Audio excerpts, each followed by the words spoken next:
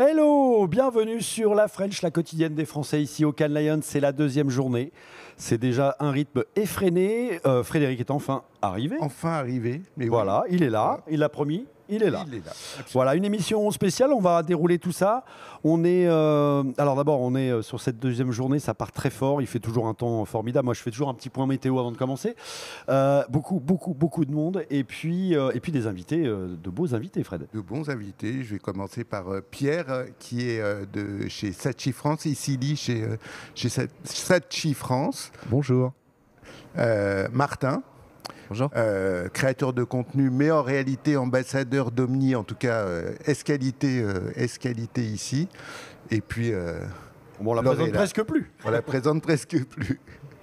Laurella. Laurella, qui est la dire comme de Vivendi, on peut le dire comme ça. C'est ça. Voilà. Bonjour. Et ça tombe très bien parce qu'en fait, hier, j'ai eu l'occasion d'aller sur le Havas Café, le vaisseau amiral du groupe Havas ici au Cannes Lions, et de rencontrer Yannick Bolloré. Voilà, on commence bien. Yannick Bolloré, qui nous fait, c'est une coutume depuis plus de 10 ans, l'interview pour démarrer les Cannes Lions, l'interview de Yannick. Tu peux lancer. Vas-y, caméra, envoie. Hello, nous sommes, comme vous le voyez, au Havas Café, et c'est le premier jour des Cannes Lions, c'est l'ouverture, et j'ai la joie de retrouver Yannick, comme chaque année. Comment vas-tu, Yannick? Très bien, et toi, Pascal? Bah écoute, ça y est, c'est parti. Hein. Eh oui, nous revoilà. Merci de ton accueil, c'est bien parce qu'on est en début de semaine, donc comme ça on va pouvoir regarder un petit peu tout ce qui se passe. Une année particulière pour Havas, année de cotation. Oui, en effet, c'était une année de changement pour deux raisons. La cotation, tu l'as dit, en fin d'année dernière, et aussi le pivot l'année dernière qu'on a fait en se transformant en société AI-driven. Donc vraiment une grosse année de changement pour nous, et on est content d'entamer cette édition du Cannes Lions 2025.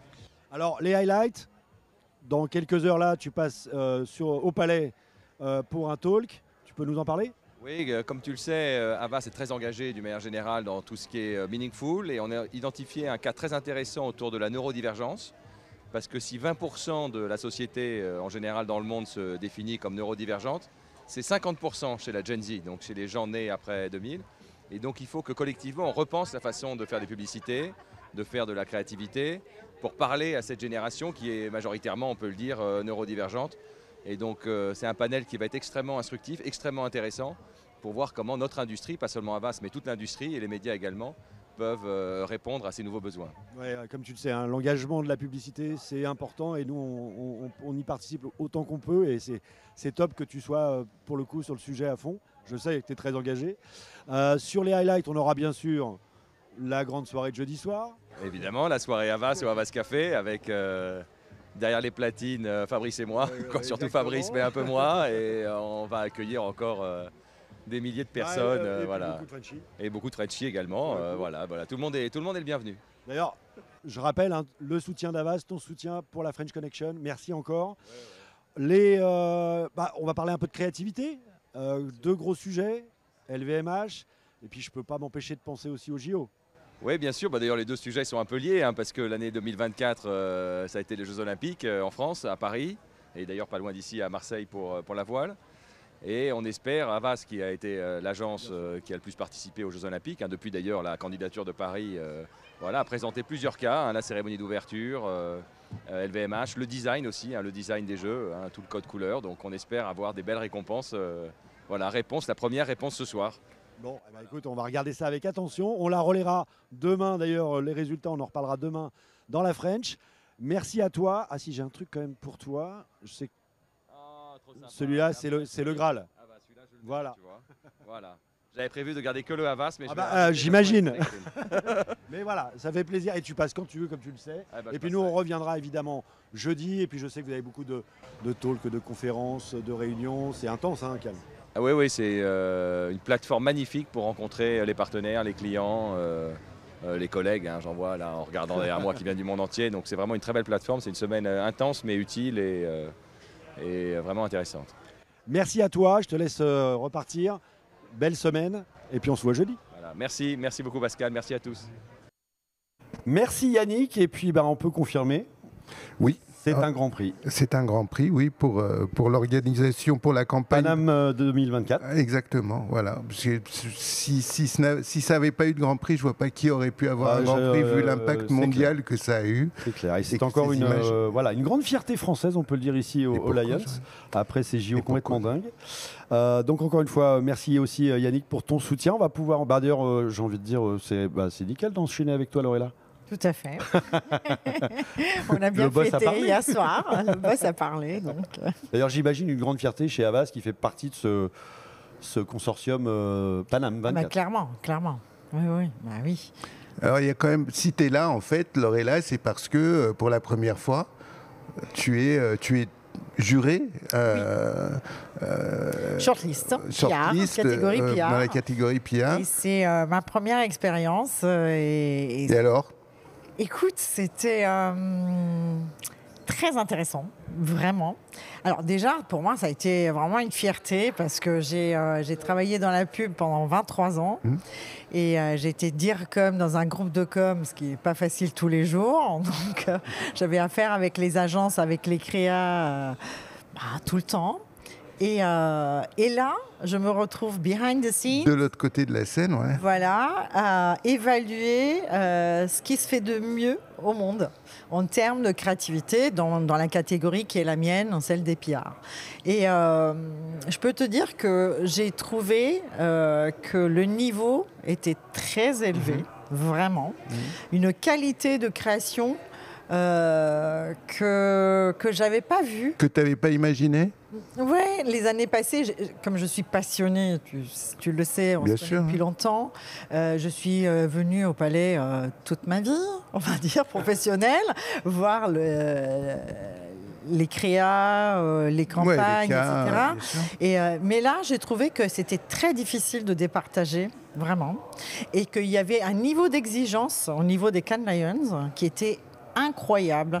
Pour te dire, dans notre catégorie, on avait 1530 cas, je pense, campagne. Il n'y en a que 141 shortlistées, donc ça fait moins de 10%. Et je peux te dire que c'était vraiment... C'était un déchirement vraiment, ouais. Ah oui, parce qu'en plus, en cours de route, si tu veux, je ne sais pas si tu sais comment ça fonctionne, mais on t'attribue un certain nombre de campagnes à évaluer. Tu fais ton planning très méthodique, comme si c'était un vrai projet. Et puis, tu te réveilles le matin et bam, tu en as autant des nouvelles qui arrivent. Et puis encore des nouvelles qui arrivent. Et là, tu ne sais plus. Ça ne devient plus du tout logique comme process. Donc, et tu ne peux pas évaluer 30, 40 cas d'un coup, parce que du coup, tu ne vois plus rien. Et tu le fais la nuit, le matin, tôt, limite sous la douche, tu repenses à ce que tu as vu. Et le processus, c'est combien de temps ? Écoute, moi, ça m'a pris 1 mois. D'accord. Ah oui, quand même. Ah oui, ça m'a pris 1 mois. Oui, le week-end inclus. Donc, oui, si tu veux bien le faire, parce qu'en réalité, ce qui était bien, je trouvais qu'on a été assez bien préparé par les Cannes Lions au niveau des biais qu'il peut y avoir, du côté international, du périmètre, etc. Par contre, encore une fois, c'est extrêmement important de d'avoir un œil multiculturel. Si tu ne comprends pas la culture du pays, tu risques de passer à côté de certaines campagnes. Ouais. En particulier dans ce domaine des PR, où la culture est encore plus dominante, enfin importante que probablement dans d'autres catégories. Est-ce qu'il y a des choses que... je ne sais pas si tu as le droit de le dire d'ailleurs, mais non, mais d'une part, est-ce que tu as des coups de cœur ? Oui, j'imagine, mais j'ai envie de dire, est-ce qu'il y a des coups de cœur qui ne sont pas passés, de tes coups de cœur personnels, où tu te dis, ouais, quand même, j'aurais bien aimé que... Je suis un peu déçu, enfin bon, peu importe, mais... Alors, quand tu évalues... Moi, j'ai évalué, pour ma part, 362 cas. Donc... Il y en a beaucoup. À un moment donné, tu standardises tout et en fait, je m'en souviens que de 5 ou 6. Mais c'est intéressant quand même. 5 ou 6, comme quoi, ils ont tous été shortlistés.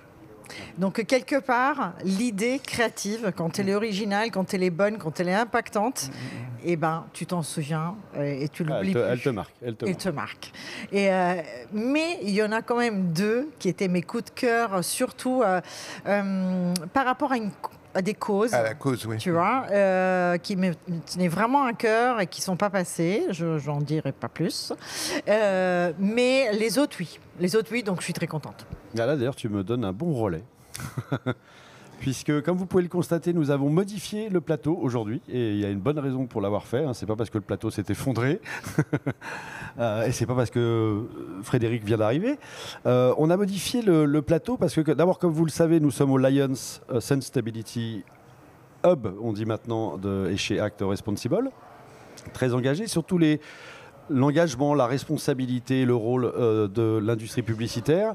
Et comme nous recevons aujourd'hui Martin, ambassadeur d'Omni, avec Pierre de Saatchi et Saatchi France, puisque vous avez gagné un silver hier, mais tu vas nous expliquer. En fait, on a modifié le plateau pour nous adapter.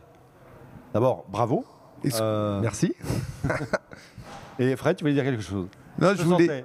Oui, parce que je voulais. C'est vrai qu'on a adapté le plateau et on va dire la vérité, c'est qu'on n'y avait pas pensé. C'est vrai. Voilà. Et donc. C'est bien de le souligner parce que. C'est exactement ça. C'est super de le souligner parce que souvent les gens se déresponsabilisent aussi de ça. Oui. Et en fait, clairement, on n'était pas. On n'était pas au courant. Non. Ok, on t'a vu arriver, mais on t'a vu arriver. Et c'est pas pour ça que j'y ai pensé. Non plus. Non, mais il faut le dire, c'est-à-dire que c'est quelque chose. C'est ça qui est intéressant, mais on n'anticipe pas. Et donc en fait, c'est lui qui est obligé d'anticiper. C'est eux, ils sont obligés de tout anticiper. Voilà. Et tu vois, c'est ce dont on va parler là. Mais ce qui est intéressant dans ce que vous dites là, c'est que moi, ce que j'espère, c'est que pour les prochaines interviews, d'autres personnes qui seront dans ma situation, on est un peu la locomotive, on se montre, on est les premiers, on est un peu les pionniers, et peut-être que ça évitera à d'autres de faire face à ces problématiques-là. Et encore, là, j'ai envie de vous dire, c'est très très simple comparativement à ce qu'on a vécu sur les 2 derniers jours avec Pierre. Et Pierre va pouvoir, je pense, présenter un petit peu pour qu'on est là. Et puis moi, je pourrais parler de mon rôle un peu d'incarnant de personne qui a usé de la solution Omni. Et ça n'a pas été facile sur les 2 derniers jours, effectivement. On commence à faire une bonne équipe là. On se passe la balle comme ça. On sent le team. On va y aller. Ok, donc nous, on travaille pour. Saatchi travaille pour Omni. Donc Omni, c'est une start-up française qui fabrique des systèmes d'attache qui se mettent sous les fauteuils roulants pour pouvoir y adapter une trottinette électrique.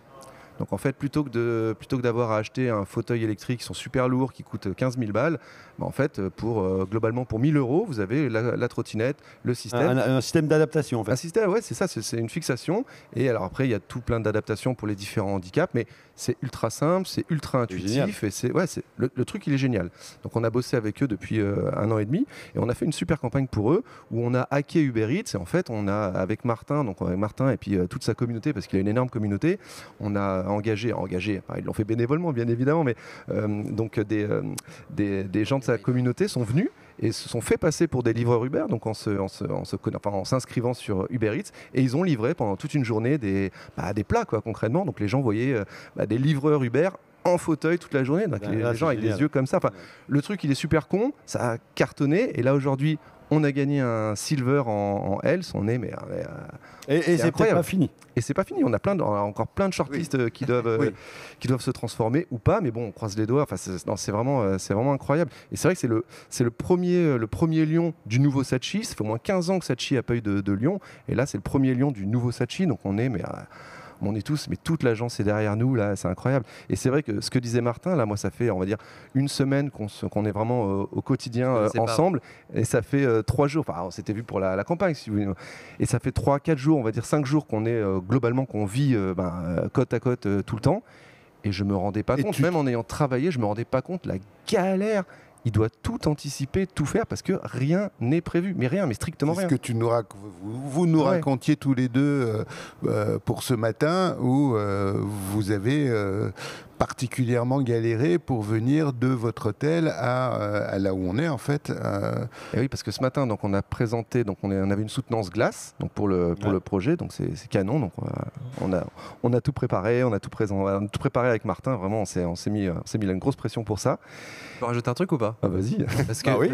Non, mais parce que, en fait, ce qui est aussi là, on va parler aussi des problèmes qu'on a rencontrés, mais ce qu'il faut aussi comprendre là-dedans, c'est que ne serait-ce que faire la présentation aujourd'hui, qui est quand même un engagement pour Saatchi et même pour moi d'être ici, bah, j'ai pas pu me mettre dans les meilleures dispositions psychologiques, mentales et tout ce qu'on veut, parce que j'ai dû faire face à tout l'organisationnel et à toute la charge mentale auquel je fais face. Et c'est aussi l'enjeu pour laquelle je suis là, c'est que ce que je vis là, on est des milliers à le vivre, et que c'est ce que j'ai dit aussi pendant la présentation ce matin. Je pense qu'il y a des responsabilités qui doivent être prises. Il faut qu'on se mette autour d'une table, on est en train de le faire là, et il faut qu'on avance ensemble. Moi, je suis pas là pour blâmer, et c'est pour ça que j'ai souligné le fait que tout à l'heure, vous avez dit on n'avait pas prévu le plateau, mais c'est pas grave en fait. Ce que je veux dire, c'est que il faut assumer que des fois c'est pas toujours ok. Nous, ça nous coûte aussi parce qu'on a le sentiment des fois de répéter les choses, d'assurer de la récurrence dans les propos, de le faire sur les réseaux sociaux. Il y a plein de gens qui font la même chose que moi, dans les médias aussi. Mais on a le sentiment que ça avance pas. Après, on le sait aussi, c'est systémique, ça met du temps, ça peut être latent. Mais il y a un moment, il faut aussi que les engagements soient pris et que ça avance. Et il faut répéter. Et c'est pour ça que moi, je vous remercie aussi de nous donner la parole aujourd'hui. Vas-y, Pierre. Anecdote juste pour vous raconter ce qui s'est passé là, ces derniers jours, c'est-à-dire que déjà il n'a pas pu prendre l'avion parce que Martin habite à Bordeaux, donc il n'a pas pu prendre l'avion avec sa trottinette parce que c'est une batterie au lithium, donc dans l'avion ils n'ont pas voulu la prendre, donc résultat, sans trottinette il se retrouve plus mobile, donc après il faut tout penser, le transport depuis l'aéroport jusqu'à son hôtel, comme en plus ça a été fait en urgence, on ne savait pas qu'on allait présenter les glaces, donc il a fallu prendre un hôtel qui soit bien sûr accessible PMR, il y en a quasiment aucun, donc là il se retrouve à donc c'est à 10 bornes. Donc en plus, les transports PMR, il n'y en a pas. Donc en fait, quand hier, lundi, on appelle un transport PMR pour le lendemain, le mec nous dit le premier c'est vendredi. Mais en fait, ils font quoi ces gens-là? Ils peuvent pas se déplacer. Quand on a pris un taxi, le taxi vient pas, le taxi annule, parce qu'encore une fois, le taxi annule parce que vous lui avez dit que c'était PMR quoi. En fait. Alors, ça non, il a pas annulé pour ça, il a annulé parce que c'est trop loin. Ah ouais, d'accord. Moi, la chance que j'ai aussi, c'est que je suis en fauteuil manuel, donc je peux entre guillemets prendre un taxi classique, je me transfère, on met le fauteuil dans le coffre, ou en tout cas, il faut que ça rentre. Oui. Et c'est d'ailleurs des fois, moi, on m'a déjà refusé à Paris parce que mon fauteuil rentrait pas, parce que ça allait abîmer les sièges, etc. Donc c'est quand même assez risible. Donc là encore, nous on prend ça dans les dents, et ce qui s'est passé, c'est qu'effectivement hier on avait prévu, j'avais anticipé le truc, on a prévu le taxi n'est pas venu, heureusement je me suis levé plus tôt, donc sachant que moi aussi je dois me lever plus tôt parce que là je suis tout seul, j'ai pas d'auxiliaire de vie avec moi, je dois me lever, je dois m'habiller, je dois me doucher, je dois aller aux toilettes, ça prend du temps, donc je m'étais levé très tôt parce que je savais qu'il pouvait avoir une erreur, donc j'ai anticipé parce que j'ai l'habitude maintenant, et puis finalement on est arrivé, et même pour la présentation on est arrivé un quart d'heure avant la présentation, alors qu'à la base je me suis levé ce matin à 7h, donc, et que je suis à 10 km, donc c'est quand même assez risible. Donc on est arrivé en âge complètement stressé. Si j'ai bien compris, ou alors du coup vous avez un peu raconté cette histoire dans la présentation. En fait, c'était pas prévu dans la presse, et en fait, on a été authentique. On a parlé du cas concret, du réel, et comme le dit Pierre, là, Pierre il l'a vécu sur les deux derniers jours avec moi, en tout cas en physique depuis que je suis sur la Côte d'Azur. Mais ça, c'est des choses qu'on vit tous les jours. Tous les jours, les personnes dans ma situation, moi je le vis, je le subis, et on est, comme je disais, moi je peux me transférer, mais une personne en fauteuil électrique, elle aurait fait comment? Elle aurait pas pu venir. Donc moi j'essaie de trouver des solutions, et puis là on met aussi toutes les ressources humaines et tous les cerveaux disponibles pour essayer de trouver des solutions dans le cadre qui est celui-ci, mais c'est pas toujours le cas. Des fois on est livré à nous-mêmes et c'est une galère pas possible. Alors, sujet passionnant que j'aimerais qu'on puisse continuer à développer, mais il va falloir clôturer cette deuxième émission ici au Cannes Lions. En revanche, je suis ravi d'ailleurs de vous recevoir tous les trois, d'évoquer ces sujets hyper importants qui sont engageants, et comme on le dit souvent entre nous, la responsabilité et surtout la force de la publicité pour mettre en avant ces problématiques-là, pour sensibiliser, impacter le public à ces sujets-là. C'est remarquable, et bravo encore une fois à vous pour ce travail accompli ensemble et ce silver gagné hier. Autre chose aussi, c'est français. Hein, et comme vous le savez, on est très engagé aussi avec la French et la French Connection ici à Cannes sur ces sujets-là et de mettre en avant justement l'excellence, le talent français. Donc vous en êtes encore aussi une preuve. Paname 24, Lorella aussi. Et, Lorella est un petit peu italienne, mais elle est française. Ça, on va pas le dire. En passant, mais la France est mon pays d'adoption, donc que j'aime tellement parce que je suis restée. Merci à vous trois. Merci Fred. On se retrouve demain. Tu ne repars pas tout de suite. Non, je vais rester un petit peu finalement. Bon, c'est gentil. À demain. Ciao.